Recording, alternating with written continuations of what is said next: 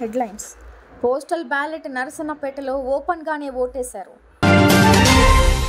AP DGP సీఎస్ను వెంటనే బదిలీ చేయాలి కనకమేడల. పొన్నూరులో పవన్ సభ. రాత్రికి రాత్రే హెలీప్యాడ్ను ధ్వంసం చేసిన వైకాపా నేతలు.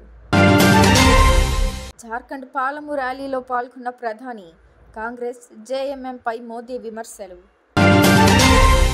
రామ్ గోపాల్ వర్మకు జగన్ 1.15 కోట్ల రూపాయలు ఎందుకిచ్చాడు? ఆనం వెంకటరామిరెడ్డి. వర్మ కంపెనీకి 2 సార్లు నగదు బదిలీ అయిందన్న ఆనం.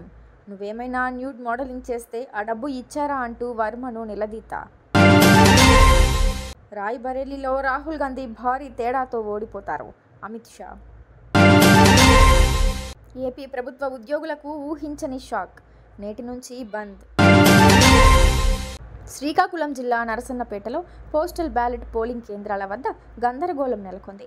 ఓటు హక్కు వినియోగించుకునేందుకు ఉద్యోగులు పెద్ద సంఖ్యలో వచ్చారు. పోలింగ్ ఉదయం 7 గంటలకు ప్రారంభించాల్సి ఉండగా సిబ్బంది రాక ఆలస్యం కావడంతో 9:30 గంటల వరకు కేంద్రాన్ని తెరవలేదు. పోలింగ్ కేంద్రం తెరిచాక ఒకేసారి అధిక సంఖ్యలో ఉద్యోగులు లోపలికి ప్రవేశించారు. దీంతో గందరగోళం నెలకొంది. బూత్లోని పోలింగ్ కంపార్ట్మెంట్లోకి 3, 4 ఒకేసారి వెళ్లడం గమనార్హం. దీంతో రహస్యంగా వేయాల్సిన ఓటును ఓపెన్గానే వేశారు. మరోవైపు వైకాపా నాయకులు పోలింగ్ కేంద్రాల వద్దకు వెళ్లి ప్రచారం చేశారు. కొందరు ఉద్యోగులను ప్రలోభాలకు గురి చేసేందుకు యత్నించారు. ఇంత జరుగుతున్నా అక్కడ పోలీసులు కనిపించలేదు.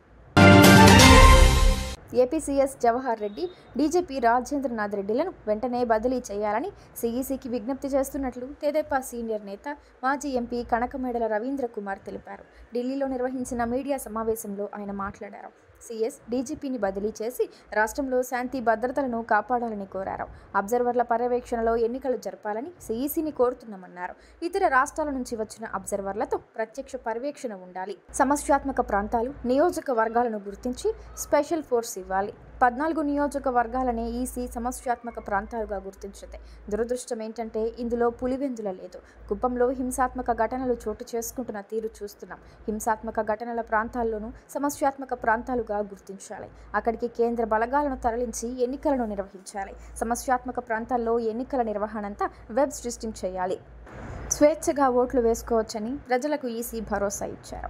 ఇప్పటి వరకు జరిగిన నేరాలపై వెంటనే చర్యలు తీసుకోవాలి. ప్రతిపక్షాలపై దాడులు ఈసీ అంటే భయం లేకుండా వ్యవహరిస్తున్నారు. జగన్ ఏది చెబితే అదే శాసనం అంటూ అధికారులు వ్యవహరిస్తున్నారు అని కనకమేడల రవీంద్ర కుమార్ విమర్శించారు.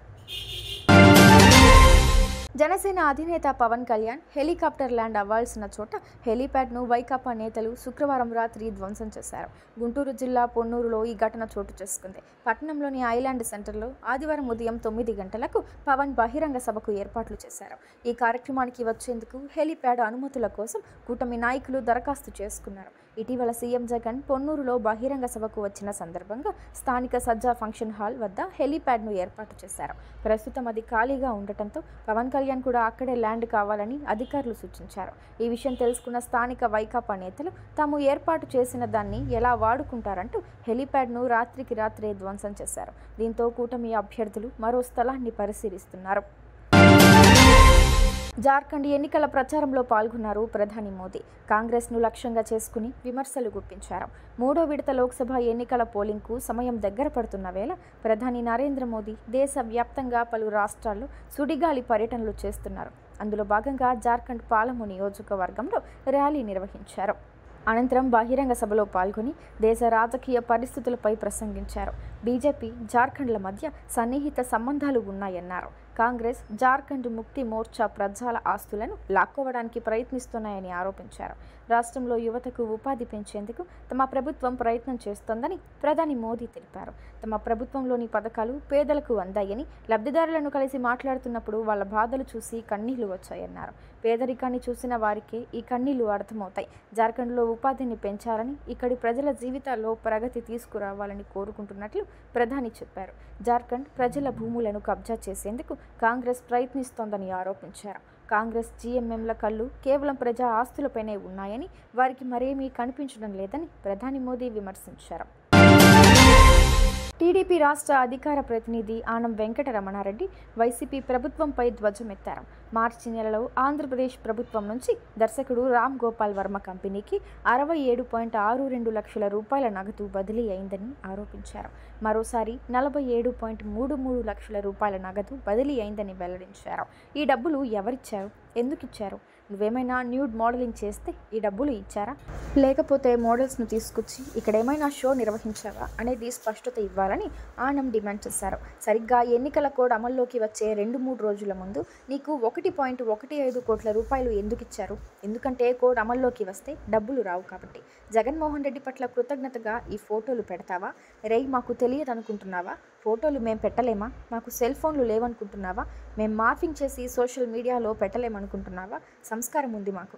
అదే మా పిల్లల పట్ల ఎవరైనా ఇలా ప్రవర్తిస్తే ఎంత బాధగా ఉంటుందో తెలుసు కాబట్టి మేము ఇలాంటివి చేయమంటూ ఆనం వెంకటరమణారెడ్డి ఘాటుగా స్పందించారు. వైనాడ్ నుంచి పోటీ చేసిన రాహుల్ గాంధీ నిన్న రాయ్బరేలీ స్థానానికి కూడా నామినేషన్ దాఖలు చేశారు. కాంగ్రెస్ పార్టీకి కంచుకోటగా ఉన్న ఈ స్థానం నుంచి సోనియా గాంధీ పోటీ నుంచి తప్పుకోవడంతో రాహుల్ గాంధీని కాంగ్రెస్ బరిలోకి దింపింది. అయితే దీనిపై బీజేపీ నేతలు విమర్శలు గుప్పిస్తారు. గుజరాత్లో లోక్సభ ఎన్నికల ప్రచారంలో పాల్గొన్న అమిత్ షా మాట్లాడుతూ రాహుల్ గాంధీ రాయ్బరేలీ నుంచి భారీ మెజారిటీతో ఓడిపోతారని అన్నారు. దళితులు, గిరిజనులు, వెనుకబడిన వారి కోసం నిర్దేశించిన రిజర్వేషన్లను ప్రతిపక్ష ఇండియా కూటమి దోచుకుంటుందని అమిత్ షా ఆరోపించారు. రాష్ట్రంలో ప్రభుత్వ ఉద్యోగులకు ప్రైవేటు ఆసుపత్రులు షాక్ ఇచ్చాయి. నేటి నుంచి ప్రభుత్వ ఉద్యోగులకు ప్రైవేటు ఆసుపత్రులలో చికిత్సలు నిలిచిపోనున్నాయి. ఈ మేరకు ప్రైవేటు ఆసుపత్రుల సంఘం కీలక నిర్ణయం తీసుకుంది. అలాగే ఈ నెల 7వ తేదీ నుంచి అన్ని ప్రైవేటు ఆసుపత్రుల్లో ఆరోగ్యశ్రీ వైద్య సేవలు నిలిపివేయాలని ఇప్పటికే నిర్ణయం తీసుకున్న విషయం తెలిసిందే. ప్రైవేటు ఆసుపత్రులకు డిసెంబర్లో 1200 కోట్ల రూపాయలు ప్రభుత్వం నుంచి బకాయిలు రావాల్సి ఉంది. అయితే అప్పట్లో ప్రైవేటు ఆసుపత్రులు ఆరోగ్యశ్రీని నిలిపివేయడంతో దిగొచ్చిన ప్రభుత్వం కేవలం 560 కోట్ల రూపాయలు మాత్రమే చెల్లించి మిగిలిన మొత్తాన్ని బకాయి పెట్టారు. కాగా ఇటీవల ఆరోగ్యశ్రీ లిమిట్ను 5 లక్షల నుంచి 25 లక్షలకు పెంచుతూ ప్రభుత్వం నిర్ణయం తీసుకుంది. ఈ క్రమంలో ఈ 4 నెలల్లో మొత్తం ప్రభుత్వ బకాయిలు 1600 కోట్ల రూపాయలకు చేరింది. దీంతో ప్రభుత్వ బకాయిలు అంతకంతకు పెరిగిపోతుండటంతో ప్రైవేట్ ఆసుపత్రులు కీలక నిర్ణయం తీసుకున్నాయి. నెట్వర్క్ ఆసుపత్రుల్లో సామాన్యులకు ఈ నెల 7 నుంచి ఈ రోజు నుంచి ప్రభుత్వ ఉద్యోగులకు ఆరోగ్యశ్రీ సేవలు నిలిపివేయాలని నెట్వర్క్ ఆసుపత్రులు నిర్ణయించాయి.